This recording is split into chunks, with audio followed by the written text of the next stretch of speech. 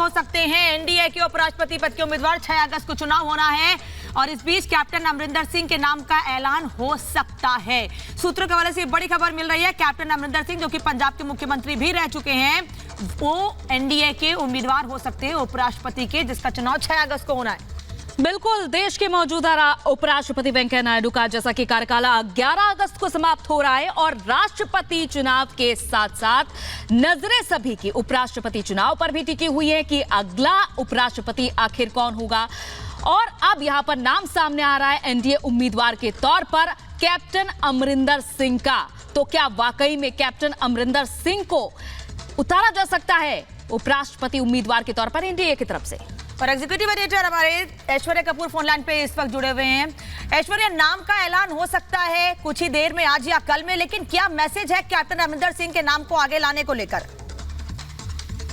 जी बिल्कुल अनामिका, और हमें साफ तौर से बताया जा रहा है हमारे सूत्रों के हवाले से कि कैप्टन अमरिंदर सिंह जो कई बार के पंजाब के पूर्व मुख्यमंत्री हैं, जिनकी पार्टी का अभी भारतीय जनता पार्टी में विलय भी होने की खबर आई थी, और जो उनकी धर्मपत्नी है महारानी परनीत कौर, वो रिजाइन करेंगे और उनकी बेटी का अभी सांसद के इलेक्शन लड़ने की खबर आई थी। अब ये बताया जा रहा है सूत्रों के हवाले से कि कैप्टन अमरिंदर सिंह होंगे एनडीए के उपराष्ट्रपति पद के कैंडिडेट, और एनडीए के नंबर्स हैं राज्यसभा और लोकसभा दोनों में, तो पूरे हवाले से कैप्टन अमरिंदर सिंह बन सकते हैं देश के अगले उपराष्ट्रपति। इस समय वेंकैया नायडू देश के उपराष्ट्रपति के पद पर हैं, और ये एक बहुत बड़ा स्टेप होगा, क्योंकि कैप्टन अमरिंदर सिंह एक ऐसे व्यक्ति हैं जो कि ना कि सिर्फ कई बार के पंजाब के मुख्यमंत्री रह चुके हैं, वो एक वरिष्ठ नेता हैं और एक ऐसे नेता हैं जो कि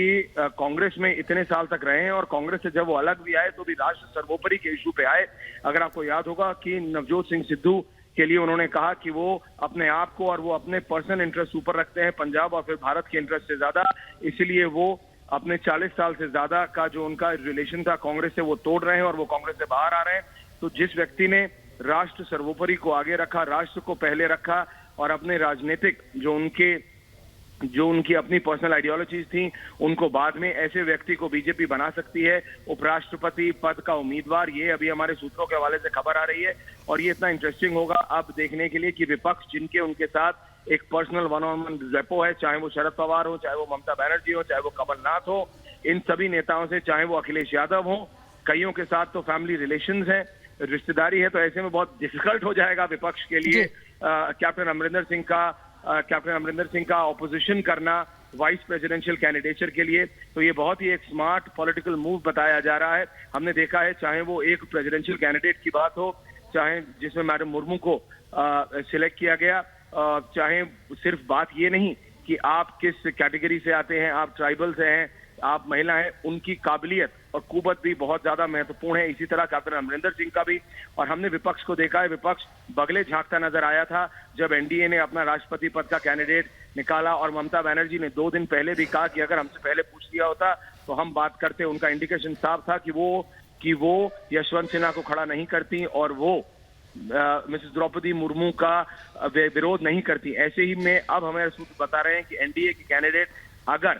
अगर कैप्टन अमरिंदर सिंह होते हैं तो ये अपने आप में एक बहुत बड़ा पॉलिटिकल मूव होगा, जिससे विपक्ष को बहुत ज्यादा दिक्कत हो सकती है, और देश को एक स्टॉलवर्ट, एक पॉलिटिकल स्टॉलवर्ट और एक पॉलिटिकल एक्यूमेन वाला उपराष्ट्रपति दोबारा मिलेगा। जी, back to in the studios. बिल्कुल ऐश्वर्या, अभी तक ये देखिए तमाम बड़ी बातें आपने बताई, और अब अगर उम्मीदवार बनते हैं वाकई में, क्योंकि कैप्टन पंजाब के सियासी दिग्गज भी है, और इन्हीं कैप्टन के जरिए क्या बीजेपी अब पूरे पंजाब को साधने की कोशिश में जुटेगी, क्योंकि 2024 के लोकसभा चुनाव पर भी नजर है? जी देखिए, बिल्कुल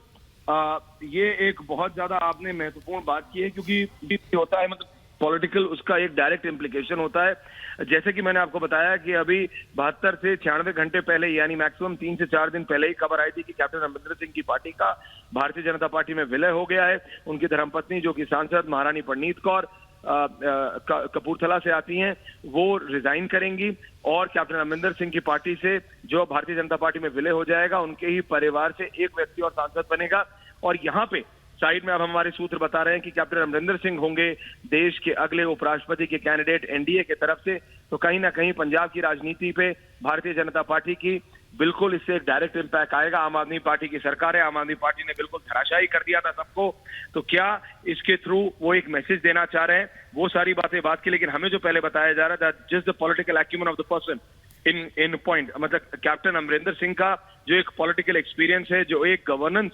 का जो उनका एक एक्सपीरियंस है, और उनके पास जो एक मैसिव एक अपील है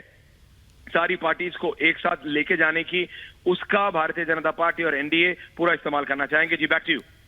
तो कैप्टन अमरिंदर सिंह के नाम का ऐलान हो सकता है, एनडीए के उम्मीदवार होंगे कैप्टन अमरिंदर सिंह, ऐसी जानकारी मिल रही है सूत्रों के हवाले से। 6 अगस्त को उपराष्ट्रपति पद का चुनाव होना है और 11 अगस्त को, क्योंकि वेंकैया नायडू का कार्यकाल खत्म हो रहा है, उसके पहले नाम का ऐलान करना था, लेकिन अभी तक आधिकारिक तौर पर नाम का ऐलान नहीं हुआ है। लेकिन 6 अगस्त को क्योंकि उपराष्ट्रपति का चुनाव है, ऐसे में नामांकन का दौर भी चलेगा और बहुत बहुत महत्वपूर्ण संदेश बीजेपी की ओर से, एनडीए की ओर से देने की कोशिश की गई है कि धुर विरोधी रहे हो या कभी विपक्ष में, कभी सरकार रहते हुए बीजेपी विपक्ष में रही हो, कैप्टन अमरिंदर सिंह मुख्यमंत्री थे, उसके बाद भी सोच विचार कर सबको साथ लेकर चलने की जो रणनीति है, वो तैयारी है, जो कोशिश है बीजेपी की, उसमें पीछे नहीं रहते। यही वजह है कि कैप्टन के नाम का ऐलान हो सकता है। तो बिल्कुल देखिए, अब जहां पहले ही चर्चाएं हो रही थी और ये चर्चा तभी से शुरू हो गई थी अनामिका,